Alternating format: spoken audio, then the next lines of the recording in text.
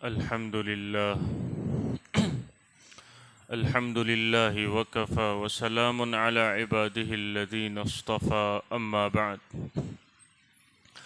فأعوذ بالله من الشيطان الرجيم بسم الله الرحمن الرحيم واستبق الباب وقدت قميصه من دبر وألف يا سيدها لدى الباب قالت ما جزاء من أراد بأهلك سوءا إلا أن يسجن أو عذاب أليم قال هي راودتني عن نفسي وشهد شاهد من أهلها إن كان قميصه قد من قبل فصدقت وهو من الكاذبين وإن كان قميصه قد من دبر فكذبت وهو من الصادقين صدق الله العظيم. میرے محترم بھائیوں اور دوستو، قرآن کریم کی 12ویں پارے کی یہ سورت ہے سورہ یوسف. اس کی تفسیر چل رہی ہے اور گزشتہ مجلس میں اس کے متعلق کچھ بہت ساری باتیں آ چکی ہیں. سورہ یوسف میں یوسف علیہ السلام کا تفصیل سے واقعہ ذکر کیا گیا ہے. بچپن سے لے کر کیا ہوا، پھر آگے جوانی میں کیا ہوا، بڑھاپے میں کیا ہوا، سارا واقعہ بھی تفصیل ذکر کیا گیا ہے. جیسا کہ گزشتہ مجلس میں ہم نے یہ بات سنی تھی، وہیں سے کنٹینیو کرتے ہیں کہ زلیخا جو یوسف علیہ السلام، زلیخا جو عزیز مصر کی بیوی تھی، مصر کا جو بادشاہ تھا اس کی بیوی، اس کا نام تھا زلیخا. اس کا ریئل نیم تو تھا راعیل، لیکن اس کو کہا جاتا تھا زلیخا.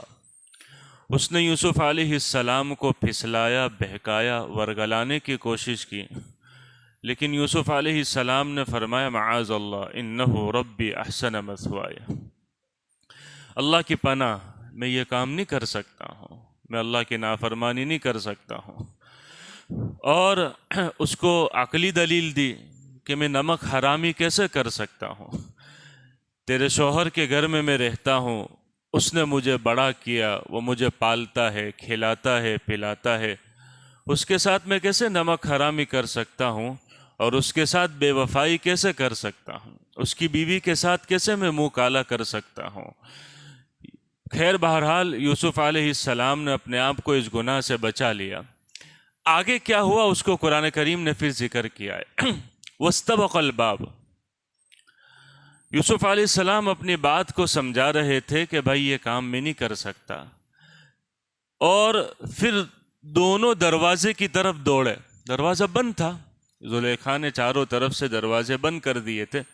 جس طرف سے یوسف علیہ السلام کو بھاگنا چاہیے تھا، آپ نے دیکھا کہ دروازے تو بند ہیں، بھاگ نہیں سکتے ہیں، لیکن میرا کام ہے کوشش کرنا. تو دروازے کی طرف دوڑے. واستبق الباب، دروازے کی طرف دوڑ لگائی. وقدت قمیصہ من دبر، جب دوڑ لگا یوسف علیہ السلام نے دروازے کی طرف، تو زلیخا نے پیچھے سے قمیص کو پکڑا اور وہ قمیص پھٹ گئی. وہ بھاگ رہے تھے، پیچھے سے پکڑا. وقدت قمیصہ من دبر. یہاں سے ہم کو یہ سبق ملتا ہے کہ بھائی ہمیشہ گناہوں کی جگہ سے آدمی کو دور چلے جانا چاہیے، جس کو کہتے ہیں فرار من الفتن. فتنوں کی جگہ سے، گناہوں کی جگہ سے آدمی کو ہمیشہ دور رہنا چاہیے. ایک آدمی یوں سمجھے کہ میں گناہوں کی جگہوں پر آیا ہوا ہوں، کہیں خدا نخواستہ کسی کلب میں گیا ہے، یا کسی ایسی پارٹی میں گیا ہے، یا اور کوئی گناہوں کی جگہ ہے، وہاں یوں سمجھے کہ میں گناہ سے بچ جاؤں گا، ناممکن ہے. اس کو گناہ کی جگہ سے اپنے آپ کو بھگانا ہی پڑے گا، وہاں سے دور رکھنا پڑے گا، تبھی وہ بچ سکتا ہے. آج بہت سارے نوجوان یوں کہتے ہیں نا کہ بھائی ہم تو خالی دوستوں کے ساتھ اٹھتے ہیں، بیٹھتے ہیں، ان کی باتوں کو سنتے ہیں، ان کو دیکھتے ہیں وہ کیا کرتے ہیں، ان کے جیسا کام نہیں کرتے. یہ بڑا خوبصورت جھوٹ بول رہے ہیں. کیا بول رہے ہیں؟ بڑا خوبصورت جھوٹ. آپ جب فتنوں کی جگہ پر رہیں گے، ایسے لوگوں کے ساتھ رہیں گے جو گناہوں میں مبتلا ہے تو کبھی بھی آپ بچ نہیں سکتے ہیں. یہ 100% بات ہے. ہاں، اس لیے اس میں نوجوانوں کے لیے بڑا سبق ہے. بہت سارے اپنے ساتھ اسکول میں پڑھنے والے جو بچے کلاس میٹ ان کو الٹی سیدھی باتیں سناتے ہیں. وہ یوں کہتے ہیں ہم تو بات سنتے ہیں، اور وہ کبھی کوئی سگریٹ کی عادت میں مبتلا ہے، کبھی کوئی لڑکیوں کی ساتھ جو ہے چکر میں مبتلا ہے، الٹے سیدھے کاموں میں مبتلا ہے. تو یہ بیچارہ نیک بننے کی کوشش کرنے والا یوں کہتا ہے اپنے تو خالی اس کے ساتھ بیٹھتے ہیں، اپنے اس کے جیسے نہیں بننے کی کوشش کرتے. ارے بھائی، تیرا اس کے ساتھ بیٹھنا یہی تجھے گناہ میں مبتلا کر دے گا. تو یہ چاہتا ہے کہ یہ گناہ سے بچے رہے تو اپنے آپ کو وہاں سے الگ کر لے، گناہ کی فتنے کی جگہ سے تو بھاگ جا. جیسے یوسف علیہ السلام نے یہاں پر بھاگنے کی کوشش کی، وَاسْتَبَقَ الْبَابَ، کہ میں اپنے آپ کو گناہوں کی جگہ سے دور کر دوں، تبھی تو گناہ سے بچ سکتا ہے، نہیں تو بچ نہیں سکتا ہے. ایک بات یہ پتہ چلی. دوسری بات یہ پتہ چلی اس آیت سے کہ بھائی انسان کو اپنے بس کی ہمیشہ کوشش کرنی چاہیے گناہوں سے بچنے کی. پھر اللہ کی مدد آتی ہے. پھر کیا آتی ہے؟ ایک آدمی کو کہے کہ بھائی مارکیٹ میں کیا کرے یار، باہر نکلتے ہیں لیکن نظر نہیں سنبھل سکتی ہے، اور مارکیٹ میں دکان پر بیٹھتے ہیں تو گناہ ہو جاتے ہیں، جھوٹ ہو، دوستوں کے ساتھ بیٹھتے ہیں غیبت ہو جاتی ہے، ایک دوسرے کی کھینچتان کرتے ہیں. آدمی کہتا ہے بچ نہیں سکتا ہوں میں. تو ایک تو پہلا یہ ہے کہ بھائی تو گناہ والی جگہ پر گیا ہے. دوسرا یہ ہے کہ تو نے بچنے کی کوشش نہیں کی تو اللہ کی مدد نہیں آئے گی. یوسف علیہ السلام گناہ کی طرف چاروں طرف سے گر گئے، لیکن پھر بچنے کی کوشش کی کہ اللہ تو مجھے بچا لے. اس لیے فرمائے معاذ اللہ، نیت کی کہ اللہ میں گناہ سے بچنا چاہتا ہوں، نیت کی، پھر اللہ سے مانگا معاذ اللہ یا اللہ تیری پناہ. پھر اپنی کوشش کی کہ اب بھاگے، حالانکہ دروازے بند تھے. دروازے کیا تھے؟ بند تھے، کھولنا آسان نہیں تھا، لیکن بھاگے. ہمارا بھی کام یہ ہے کہ ہم سب اگر یوں چاہتے ہیں اللہ کے نیک بندے بنے، فرما بردار بندے بنے، گناہوں سے بچ کر زندگی گزارے، تو بھائی پہلے تم کو نیت کرنی پڑے گی. تم نیت ہی نہ کرو کہ بھائی ہم کو گناہوں والی زندگی سے بچنا ہے، ہم کو آنکھوں کو پہ حیا کا سرما لگانا ہے، زبان کو گالی گلوچ سے غیبت کا عادی بننے سے ہم کو بچانا ہے. اس سے آدمی نیت ہی نہ کرے تو پھر اللہ کی طرف سے بچاؤ بھی نہیں ہوگا. تم نیت کرو گے، نیت کرو گے اللہ میں بچنا چاہتا ہوں، پھر اللہ سے مانگو گے معاذ اللہ. جیسے یوسف علیہ السلام نے کیا کہا، یا اللہ تو بچا لے. سارا مارکیٹ سود سے کاروبار کر رہا ہے، سارا مارکیٹ حرام سے کر رہا ہے، رشوت ہو رہی ہے، رشوت کا لین دین ہے، جھوٹ سے کاروبار چل رہا ہے. ایک میرے پاس آیا کسی جگہ مارکیٹ میں، اس کی دکان تھی کہیں پتہ نہیں، کہیں سہارا دروازہ پر کہیں پر فروٹ کی، اللہ جانتا ہے کہیں کس چیز کی دکان تھی، بڑی دکان تھی. تو ہول سیل کا کام تھا. کہنے لگا کہ ہم جھوٹ نہ بولے تو ہمارا دھندا ہی نہیں چل سکتا. کیا کہنے لگا؟ جھوٹ نہیں بولے نا تو ہمارا دھندا ہی چل ہی نہیں سکتا ہے. اب سارے لوگ جھوٹ میں سے کاروبار کر رہے ہیں. میں نے کہا تو نیت کر لے، اللہ مدد کرے گا. بندہ نیت کر لے گا، اللہ سے مانگے گا یا اللہ بچنا چاہتا ہوں تو بچا لے، اور پھر اپنے بس کی کوشش کرے گا. جیسے یوسف علیہ السلام نے یہاں پر کیا کیا، اپنی بس کی کوشش کے لیے. بڑے سے بڑے گناہوں کی لت کیوں نہ لگ گئی ہو تمہیں، اللہ تعالیٰ اس سے تمہاری حفاظت کر لے گا. تو بھاگے یوسف علیہ السلام. مستبق الباب وقدت قمیصہ من دبر والف یا سیدہا لدی الباب. یہاں پہ یوسف علیہ السلام کا ظاہری لباس تو چاک ہو گیا، اتر گیا، لیکن اللہ نے حیا کا لباس ان کو پہنا دیا، تقوی کا لباس ان کا سلامت رہا. بھائی تمہارا ظاہری لباس چاہے پھٹ جاوے لیکن تقوی کا لباس سلامت رہنا چاہیے، یہ اصل ہے. تو پھر کیا ہوا؟ جب بھاگے اللہ کی شان کے دروازے کو دھکا دیا، دروازے ٹوٹ گئے. وَأَلْفَ يَا سَيِّدَهَا لَدَى الْبَابِ. باہر نکلے کہ دونوں نے آقا کو باہر پایا. زلیخا کا شوہر باہر کھڑا تھا.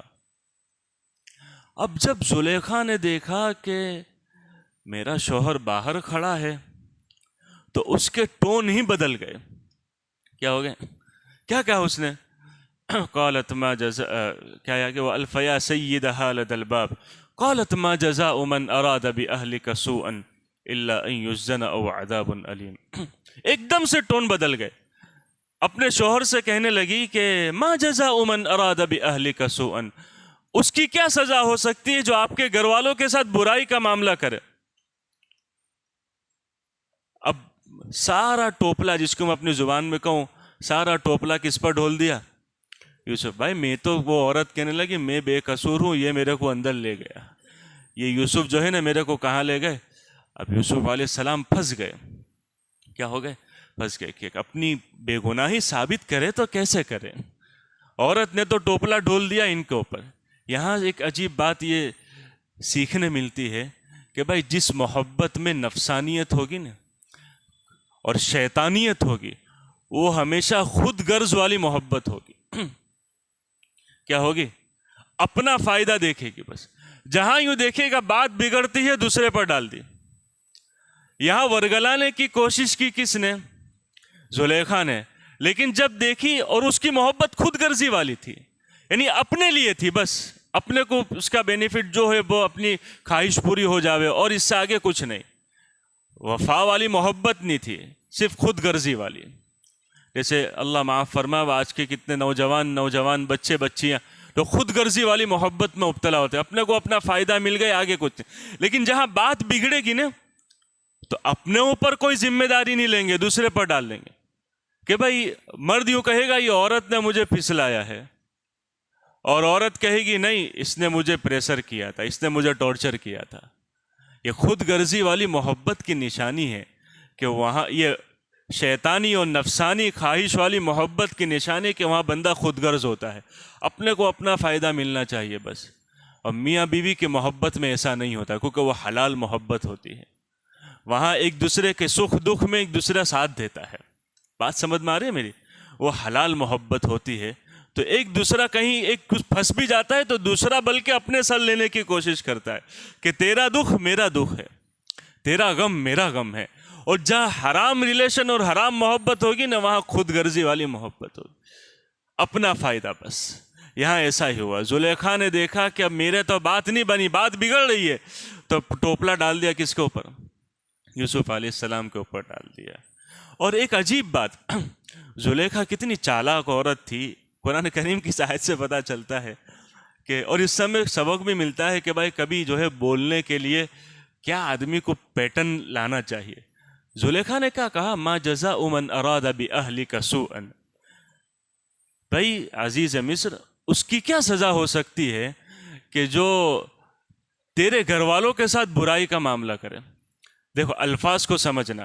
زلیخا نے یوں نہیں کہا ما جزاء من اراد بک، اس کی کیا سزا ہو سکتی ہے جو ما جزاء من اراد بی، اس کی کیا سزا ہو سکتی ہے جو میرے ساتھ برائی کا معاملہ کرے. ایسا نہیں کہا. الفاظ ورڈز کے جو فرق کو سمجھنا. زلیخا نے یوں نہیں کہا کہ اس کی کیا سزا ہو سکتی ہے جو میرے ساتھ برائی کا معاملہ کرے، نہیں. شوہر کو یوں کہا تاکہ اس کی غیرت جاگ جاوے. اس کی کیا سزا ہو سکتی ہے جو تیرے گھر والوں پر ہاتھ ڈالے. الفاظ کے فرق کو سمجھے؟ کیا کہا زلیخا نے کہ اس کی کیا سزا ہو سکتی ہے؟ من اراد باہلک سوءا، تو تیرے گھر والوں پر ہاتھ، بادشاہ ہے تو تیرے گھر والوں پر ہاتھ ڈالے تو اس کی کیا سزا ہو سکتی ہے، تاکہ وہ عزیز مصر کی غیرت جاگ جائے اور چھوٹے سے جملے میں اس کی بھی یہ بے گناہی ثابت ہو جاوے شوہر کے ذہن میں کہ میری عورت تو بے قصور ہے. من اراد باہلک سوءا، یہ چالاکی ہے. بعض مرتبہ ایسا ہوتا ہے کہ آدمی بڑی بات بولتا ہے لیکن سامنے والے پر کوئی اثر نہیں ہوتا ہے، لیکن اس کو سامنے والے کو اپنی بات پلانی ہے، اپنی بات اس کے دل میں بٹھانی ہے، تو ایسا الفاظ میں پھیر کر دیتا ہے کہ سامنے والا اس کی بات میں آ جاتا ہے. اور وہی بات کوئی دوسرا آدمی سیم کہے گا لیکن الفاظ کا فرق ہوگا تو اس کی بات سمجھ میں نہیں آئے گی. ایسا ہی ہوا کہ اس نے ایسے ٹون میں عزیز مصر کو زلیخا نے کہا کہ وہ بھی سہم گیا کہ ایسا کیا ہے میرے یہاں کام کرنے والے نے، میرے غلام نے میری عورت کے ساتھ. من اراد باہلک سوءا الا ان یسجن او عذاب علیم. زلیخا نے کہا اس کی تو یہی سزا ہو سکتی ہے کہ یا تو اس کو قید کر دیا جاوے یا اس کو ایسی دردناک سزا دی جاوے کہ زمانہ یاد رکھے. دو سزا تجویز کی زلیخا نے اسی وقت کہ یا تو ان کو لانگ ٹرم پنشمنٹ قید خانے میں ڈال دے یا فوری سزا دینی ہے تو ایسی خطرناک سزا دے کہ دنیا دیکھے. خیر بہرحال یوسف علیہ السلام تو پھنس گئے کہ اب آگے کرے تو کیا کرے. لیکن پھر آپ نے بولنے کی کوشش کی. قال ہی راودتنی عن نفسی. اتنا کہا کہ بھائی عزیز مصر میں بے قصور ہوں, یہ زلیخا نے مجھے بہکایا ہے. زلیخا نے کہا اس نے مجھے ورگلانے کی کوشش کی. اب ایک طرف مقدمہ کس نے کر دیا؟ زلیخا نے کر دیا. ایک طرف مقدمہ آ گیا یوسف علیہ السلام کا. اب عزیز مصر کو فیصلہ کرنا تھا بے قصوروار کون ہے, کون اس میں قصوروار ہے. ہی راودتنی عن نفسی.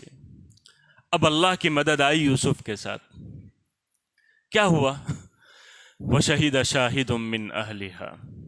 ایک انہی کے گھرانے میں سے ایک گواہی دینے والے نے گواہی دی. کیا گواہی دی؟ اب عزیز مصر حیران تھا, فیصلہ کروں تو کیسے کروں, فیصلہ کروں تو یہاں یہ کہہ رہی ہے یہ قصوروار ہے, یہاں یہ کہہ رہے کہ یہ عورت قصوروار ہے, فیصلہ کروں تو کیسے کروں. بہت سوچ سمجھ کے بعد ایک چھوٹے بچے نے گواہی دی. وہ شہید شاہد, اور گھر کا بچہ تھا. کون سا بچہ تھا؟ گھر کا. ایسا دو ٹوک بات کہہ دی کہ اسی وقت فیصلہ ہو گیا.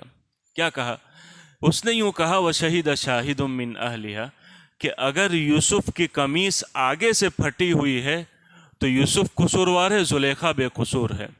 اور اگر یوسف کی قمیص پیچھے سے پھٹی ہوئی ہے تو زلیخا قصوروار ہے, یوسف بے قصور ہے. اور جب دیکھا گیا تو قمیص کہاں سے پھٹی تھی؟ پیچھے سے پھٹی تھی. اس کا یہ مطلب ہو بس اسی وقت فیصلہ ہو گیا کہ بھائی اصل قصوروار زلیخا ہے. اب یہ تو واقعہ ہو گیا. یہاں پر ہم کو یہ بات سمجھنے ملتی ہے وشہد شاہد من اہلہا, ایک چھوٹے بچے نے گواہی دی. کتابوں میں لکھا ہے, قرآن اور حدیث سے یہ بات پتہ چلتی ہے, بات لمبی ہو جائے گی, کہ 4 بچوں نے بچپن میں کلام کیا ہے. قرآن اور حدیث سے جو بات پتہ چلتی ہے نا, 4 بچوں نے بچپن میں, ویسے چھوٹے بچے بولتے نہیں ہیں, جب بولتے 2 سال کے بعد بولنا سیکھتے ہیں, 3 سال کے بعد, لیکن اور وہ بولنا بھی سیکھتے ہیں تو اس کے بعد عقل مندی والی بات نہیں کرتے ہیں. عقل مندی والی بات کرتے 2-3 سال کا بچہ نہیں, وہ عقل مندی والی بات تو ان کو شعور آتا ہے 12-15 سال کے بعد. یہاں پر قرآن اور حدیث سے بات تو پتہ چلتی ہے کہ 4 بچے ایسے ہوئے ہیں جنہوں نے بچپن میں, جب وہ چھوٹے تھے, بولنے کی عمر نہیں تھی, اس زمانے میں انہوں نے بولا بھی اور عقل مندی والی بات بولی. یہ اللہ کا معجزہ ظاہر ہوا. 4. اب وہ چاروں کے مختصر واقعہ میں بیان کر دیتا ہوں. ایک واقعہ ہوا فرعون کے زمانے میں. ایک عورت آئی اپنے بچے کو ہاتھ میں اٹھا کر, چھوٹا بچہ تھا, اور وہ موسیٰ علیہ السلام پر ایمان رکھتی تھی. فرعون نے کہا کہ موسیٰ پر ایمان کو چھوڑ دے, مجھ پر ایمان لے کر آ. وہ عورت نے انکار کر دیا. فرعون نے جھپٹ سے اس کے ہاتھ سے بچہ چھینا, تنور جل رہا تھا, اس کے اندر بچے کو پھینک دیا. اور اس نے یوں سوچا کہ یہ بچے کو جلتا ہوا دیکھ کر اپنی بات سے مکر جائے گی اور مجھ پر ایمان لے کر آئے گی. جب یہ بات ہوئی تو اس بچے نے اندر سے ماں کو آواز دی, اماں, وہ بچہ چھوٹا تھا, کہ فرعون کی بات میں مت آنا, تم جس پر ایمان رکھتی ہو, جس موسیٰ کے پروردگار پر, اسی پر ثابت قدم رہنا, میری فکر نہ کرنا, میں جنت میں پہنچ گیا ہوں, اور اگر آپ کو یہ ڈال دے یہاں پر تو جنت کا مزہ آ رہا ہے. یہ چھوٹا بچے نے بولا. یہ ہم کلامی عقل مندی والی بات کہی. یہ بھی واقعہ ذکر کیا گیا حدیث میں. دوسرا ایک واقعہ حدیث میں ذکر کیا گیا جریج کا. بنی اسرائیل میں بڑا عابد تھا جریج, بہت بڑا عابد تھا. ایک مرتبہ وہ عبادت کر رہا تھا, اپنی نماز میں مشغول تھا. اس کی ماں نے اس کو آواز دی. اس کو ماں کو پتہ نہیں تھا یہ نماز میں ہے. حدیث میں یہ واقعہ ذکر کیا گیا. اس کی ماں کو جواب دینے میں اس سے تاخیر ہو گئی, تو اس کی ماں نے اس کے لیے بد دعا دی کہ خدا کرے تیرا واسطہ کسی بری عورت سے پڑ جاوے, خدا کرے تیرا واسطہ. ماں کی زبان سے غصے میں یہ بد دعا نکل گئی. خیر ایک وقت ایسا آیا کہ وہاں اس گاؤں کی ایک چرواہی تھی, ایک گاؤں کی عورت تھی, اس نے ایک چرواہے سے بدکاری کر دی اور اس سے بچہ ہو گیا۔ جب وہ اپنا بیٹا لے کر گاؤں میں آئی تو گاؤں والوں نے چلانا شروع کر دیا، تیری تو شادی نہیں ہوئی، بچہ کس کا ہے، کس نے تیرے ساتھ بدکاری کی؟ تو اس نے نام دے دیا جریج کا۔ کس کا؟ جریج کا، کہ جریج نے میرے ساتھ۔ اب گاؤں والے جریج کے پاس ڈنڈے لے کر آ گئے کہ ہم اس کو مار ڈالیں گے، قتل کر ڈالیں گے، ہم تو اس کو بڑا عابد سمجھتے تھے، عبادت گزار سمجھتے تھے۔ حدیث میں واقع ہے بنی اسرائیل کا۔ گاؤں والوں نے اس کو، اب جریج پھنس گیا، کیا کرے؟ اس وقت ایسا ہوا کہ اللہ کی طرف سے ایک کرامت ظاہر ہوئی۔ جریج نے کہا کہ یہ جو بچہ ہے نا اس کے ہاتھوں میں، اس سے پوچھو۔ وہ بچہ بولنے لگ گیا کہ میرا حقیقی باپ تو وہ فلاں کھیت کا چرواہا ہے، فلاں بکریاں چرانے والا چرواہا ہے میرا حقیقی باپ۔ یہ معجزہ حدیث سے پتہ چلتا ہے اس وقت بچے نے، اور ایک معجزہ قرآن سے پتہ چلتا ہے۔ جو چھوٹے بچے نا، جو عیسیٰ علیہ السلام بچپن میں بول پڑے تھے نا، حضرت مریم جب بچے کو لے کر آئی تو گاؤں والوں نے تانا دیا، یا اخت ہارون ما کان ابوک امرأ سوء وما کانت امک بغیہ، کہ کیا لے کر آ گئی ہے، تیری تو شادی نہیں ہوئی ہے، بچہ لے کر آ گئے۔ فاشارت الیہ، عیسیٰ علیہ السلام کی طرف اشارہ کیا، تو آپ بولے قال انی عبد اللہ آتانی الکتاب وجعلنی نبیا، یہ بچپن میں کلام کیا۔ اور ایک یہ چھوٹے بچے نے کلام کیا، کس عقل، چھوٹا بچہ تھا، بولنے کی طاقت نہیں رکھتا تھا، جو قرآن کی اس آیت سے پتہ چلتا ہے کہ جس نے بچپن میں بات بھی کی اور ایسی بات کی جو عقل مندی والی بات کی کہ یوسف علیہ السلام کے لیے گواہی دی، اور ایسی گواہی دی کہ فیصلہ ہو گیا۔ پھر آگے کتابوں میں لکھا ہے، بس بات ختم کرتا ہوں، کہ جب یوسف علیہ السلام مصر کے بادشاہ بن گئے، ایک آدمی ان کے پاس آیا، ایک آدمی، اور چونکہ اس زمانے میں ایسا ہوتا تھا کہ غلہ لینے لوگ بادشاہوں کے پاس پہنچتے تھے۔ جب بادشاہ کے پاس وہ غلہ لینے گیا تو بادشاہ کے کام کرنے والوں نے، یوسف علیہ السلام کے کارندوں نے اس کو غلہ دے دیا۔ اس نے اور مانگا، انکار کر دیا لوگوں نے کہ بھائی ہم جتنا دوسروں کو دیا اتنا تجھے دیں گے۔ اس نے ضد کر لی کہ نہیں، مجھے بادشاہ سے ملنا ہے، مجھے اور زیادہ چاہیے۔ خیر اس کے بعد یوسف علیہ السلام تک پہنچ گیا وہ، یوسف علیہ السلام سے اس نے اور غلہ مانگا، آپ نے دے دیا، لے میری طرف سے۔ وہ اور مزید مانگنے لگا، یوسف علیہ السلام نے فرمایا بھائی جتنا لوگوں کو دینا تھا اتنا بھی دے دیا، میں نے اپنی طرف سے اور بھی زیادہ دے دیا۔ تو وہ آدمی کہنے لگا کہ آپ مجھے پہچانتے نہیں ہو، آپ مجھے پہچان جاؤ گے تو مجھے اور زیادہ دو گے۔ بھائی تو کون ہے؟ تو وہ آدمی کہنے لگا کہ بھائی میں وہی ہوں کہ جس نے بچپن میں آپ کی پاک دامنی کی گواہی دی تھی، آج میں بڑا ہو گیا ہوں، زمانہ بدل گیا، غربت نے پریشان کر دیا، آپ کے سامنے غلہ لینے، اناج لینے حاضر ہوا ہوں۔ یوسف علیہ السلام اتنے خوش ہوئے، اس کے لیے VIP کا انتظام کر دیا، بھائی اس کے لیے بھر دو، سواریاں لاد دو، اور سواریاں ایسی جو اس کے گھر تک اناج پہنچا دو۔ اللہ تعالیٰ نے اس وقت، یوسف کتابوں میں لکھا ہے، اللہ تعالیٰ نے اس وقت یوسف علیہ السلام پر وحی کی کہ یوسف تم نے اس بندے کی ایسی حوصلہ افزائی کی۔ تو یوسف علیہ السلام نے رس کے، یا اللہ کیا کروں، اس بندے نے بچپن میں میرے لیے پاک دامنی کی گواہی دی۔ تو اللہ تعالیٰ نے فرمایا یوسف ایک بات سن، ایسے ہی جو بندہ قیامت کے دن اس حال میں آئے گا کہ میری وحدانیت کی گواہی دے گا، میں اس کی جھولیوں کو اور اس کو جنت سے بھر دوں گا، مغفرت سے اس کو بھر دوں گا۔ خیر بہرحال تو یہ واقعہ ہوا کہ یہ ما جزاء من اراد باهلك سوءا الا ان يسجن او عذاب الیم۔ آگے اور بھی کچھ انشاءاللہ باتیں، اس کو انشاءاللہ آئندہ مجلس میں عرض کر دوں گا۔ اللہ تعالیٰ سبحانک اللہم وبحمدک وتبارک اسمک وتعالی جدک ولا الہ غیرک، اللہم صلی علی سیدنا محمد وعلی آل سیدنا ومولانا محمد وبارک وسلم۔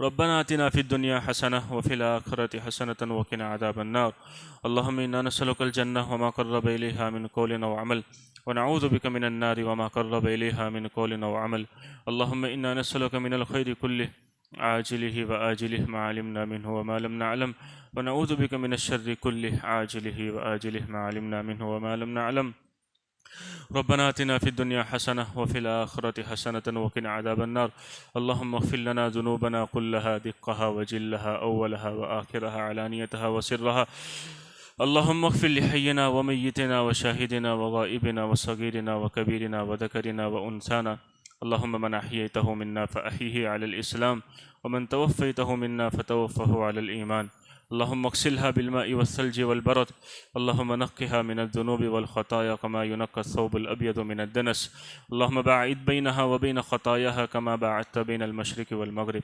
اے اللہ، جس بھائی نے ابھی دعا کی درخواست کی ہے، ان کے والدہ کا انتقال ہو گیا ہے، ان کی بھرپور مغفرت فرما، ان کو کروٹ کروٹ راحت نصیب فرما، جنت الفردوس میں اعلیٰ مقام نصیب فرما، ان کی قبر کو جنت کا باغ بنا، جہنم کا گڑھا بننے سے حفاظت فرما، ان کو یا اللہ کروٹ کروٹ راحت نصیب فرما، جنت الفردوس میں اعلیٰ علیین میں جگہ نصیب فرما، پسماندگان کو صبر جمیل عطا فرما، زندگیوں میں جو برکتیں تو نے ان کی اولادوں کو دی، وہ برکتوں کو جاری اور ساری فرما، ہم سب کے مرحومین کی مغفرت فرما، یا اللہ ہم ان سب کو اپنے یہاں اعلیٰ علیین میں بلند درجے نصیب فرما، ہم سب کے گناہوں کو معاف فرما، خطاؤں سے درگزر فرما، ہمیں اپنی مرضیات پر چلا کر نامرضیات سے حفاظت فرما، حضرت نبی کریم صلی اللہ علیہ وسلم کے طریقوں اور سنتوں کو ہمیں اپنی زندگی کے ہر شعبے میں داخل کرنے اور اپنانے کی توفیق اور سعادت نصیب فرما، بیماروں کو شفا نصیب فرما، مقروضین کے قرضوں کی ادائیگی کے غیب سے شکل اور صورتیں پیدا فرما، پریشان حالوں کی پریشانیوں کو دور فرما،